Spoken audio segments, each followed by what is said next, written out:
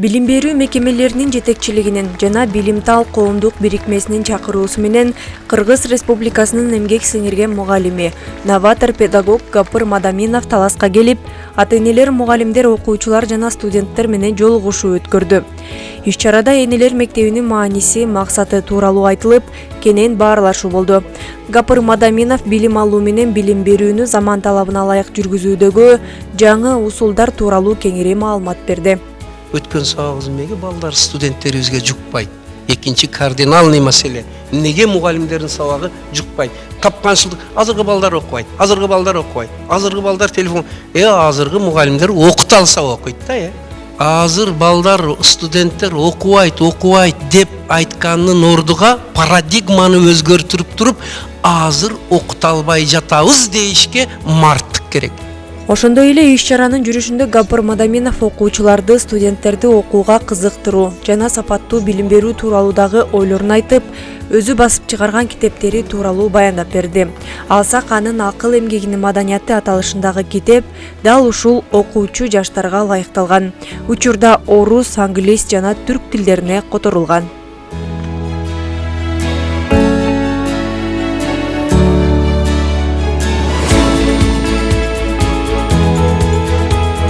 Ата-энелер өздөрүнүн балдарынын, студенттеринин качество знаниясыга кызыкпайт.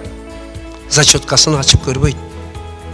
Курстук ишини, рефератыны, докладыны, башкаларыны, конспекттерини ачып көрбөйт. Контрагымды төлөдүм, окутуп бер, сапатты бер деп өткөзүп койгондой сурайт. Эмне үчүн окуучулар, студенттер окубайт, окуй албайт дегенге мына жооп, акыл эмгегинин маданияты деген жаңы китепти, жаңы сабакты киргизип внедрить еттим. Экинчи бир маселе, эмне үчүн мугалимдин сабагы жукпайт дегенге экинчи бир китебимди жаздым, устаттыктын өнөрү. Мына устаттык өнөр. Эгерде устаттык өнөрү эң жакшы жолго коюлса, балдар мынандай окуйт, качество мынандай болот. Бардык маселе методикада. Өзү наука делает наукой, методика деген фразологизм бар. Илимди илим кылган бул методика деген. Биз мынауга маани бер. Үчүнчүсү эми ата-энелердин кайдыгерлигини жоюп, образовательный процессте полноценный соучастник болуп, партнер болуп, заинтересованный болуп катышуусу үчүн ата-энелер сиздер үчүн китебини жазып, аларга муну айтам. Балаң студенттин качестволуу болсун дебсиңби, бир жылда кеминде 4-5 жолу келип сабак лекцияга катыш. Зачеткасын көр, мугалимдер менен сүйлөш, сабактарга кир. Бүгүнкү күнгө чейин Гапыр Мадаминовдун кичинекей мектебинен чыккан 75 студент чет өлкөдөгү эң мыкты окуу жайларда билим алып жатышат. Ал эми алардын ичинен бюджеттик орундарга илингендери да бар.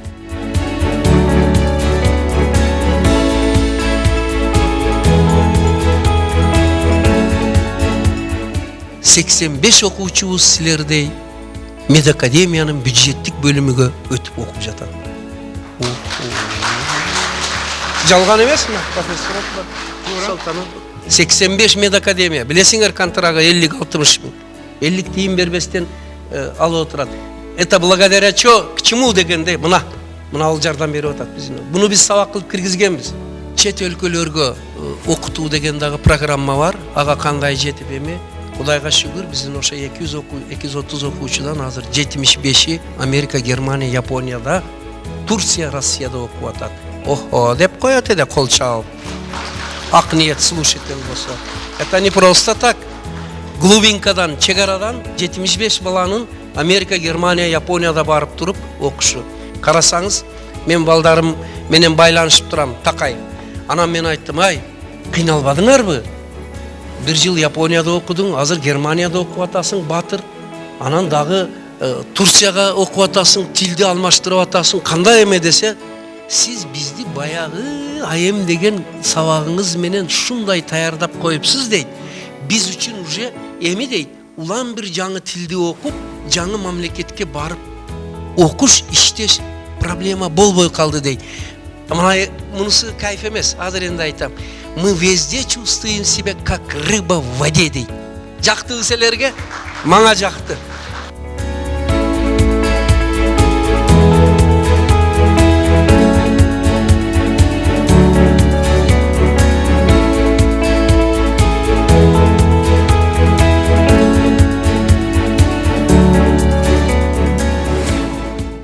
китеп окугула деп туруп мынандай адаби китепчелер окусаңар балдарыңар анан кийин окуйт деп үйгө жөнөттүм эде бир эне аябай шустер эне экен, мындай айнекти карап турат экен. Баласы мектептен келатканда шарт китепти алып туруп мынандай кылыптыр.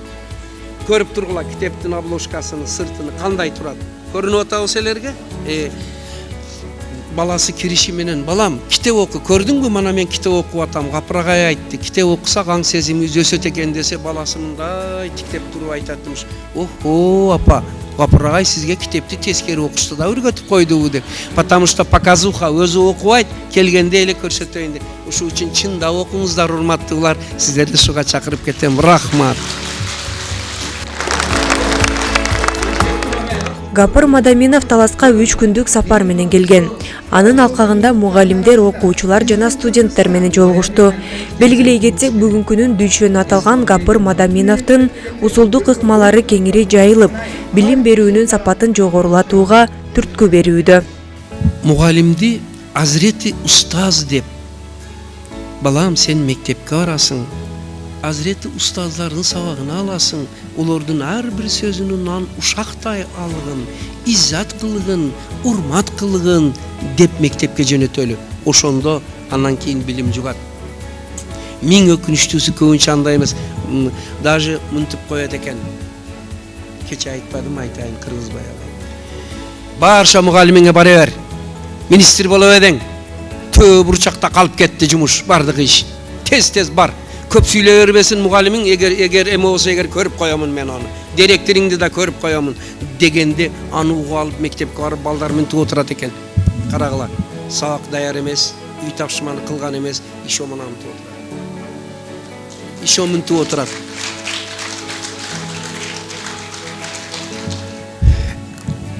Мугалим, турчу, суроого жооп берчи, үй тапшырмаңды аткардыңбы десе, аткарганым жок. Даяр эмесмин дейт. Эмнеге антип айтат? Потому что ол билет, если что, апасы көрүп коет. Бул психологический уже установка берилди. Үйдө мугалим жөнүндө отрицательный сөз айтылып атат, дасторкон жекесинде сындайт, интернетте сындайт, блогерлер сындайт, телевизордо сындайт. Мугалим мунчалык сынга калган, мугалимди мунчалык сындабайлы. Мухаммад пайгамбарыбыз айткан экен, мен бул дүйнөгө мугалимдик үчүн, адеп ахлакты түзөтүш үчүн келдим деп. Мугалимдик кесип, бул пайгамбардык кесип. Ошондой кесибиз үчүн бир кол чалалы. Бир гана жери, урматтуу мугалимдер, мана мен дагы мугалимдерди колдоп сөз айтып атам. Бир эле сөзүм секин айтам. Урматтуу мугалимдер, атыбызга затыбыз жараша болсун. Өзүбүздүн предметти билели.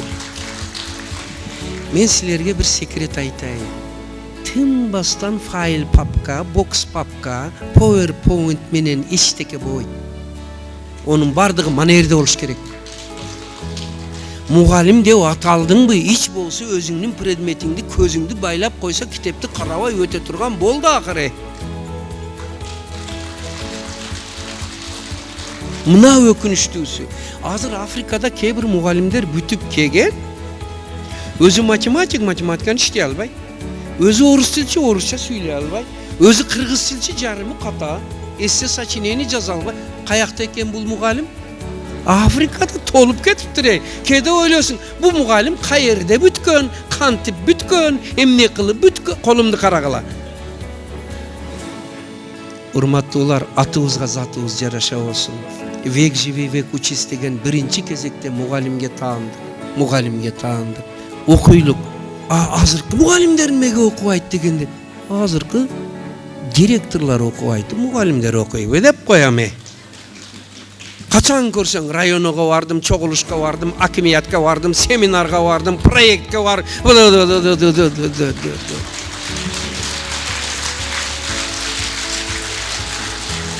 Качан иштейт? Качан сабактарга кирип анализ берет? Качан мугалиминин рухуну көтөрөт, окуучусунун башын сылайт? Ушул үчүн мана жетекчилер, урматтуу жетекчилер, ушу чогулушту аз өткөзгүлө. Прозаседавшийся Маяковский болосун. Бир күн чогулушка кеткен директордун 10-15 сабагы калып кетет. kança mekteптин içinde iş kalıp ketет. Anın orduga бар мектебиңе бар. 2 ayda 3 ayda bir kelseң boldu. Отчетты санарып жөнөтүп кой дейиш керек экен. Кыргызстанда селерде андай эмес, Африкада чогулуш көп өткөзүп, мугалим директорлордун убагын алып коет экен. Ошого этият бололу, урматтуулар. Мына эми мугалимдердин дагы бир кыйнаган нерсеси кагаз. Ашыкча отчет. Ашыкча сурай берип Африкадачы жетекчилер. Азыр отчеттун жаңы түрү жөнөтүп чыгыптыр. Фото отчет. Санарып отчет. Дагы бир паурошный план чыгыптыр. 3 бет жазыш керек экен. Таблицасы менен. Анын ичинде мындай сөз бар. Даже саламатсыңарбы окуучулар десе, саламатсызбы эжекей дегенин да жазып коюш керек экен. Жазбасаң компетенция жок деп коет. Нельзя, мугалимди издеваться этип эзип жибербөйлү да мындай кылып. Мен муну 3-4 жыл илгери айттым. Мындай кылсак бул абсурд. Bir бет жакшы кылып суч өзөктү жазса болду. Манаяка жазыш керек паурошниклар. Урматтуулар, мугалимдерди антып кыйнап алып убактын албайлы. Анын ордуга мугалимдин эртеңки сабакка эң жакшы даярдыгы бул анын жакшы уктаганы.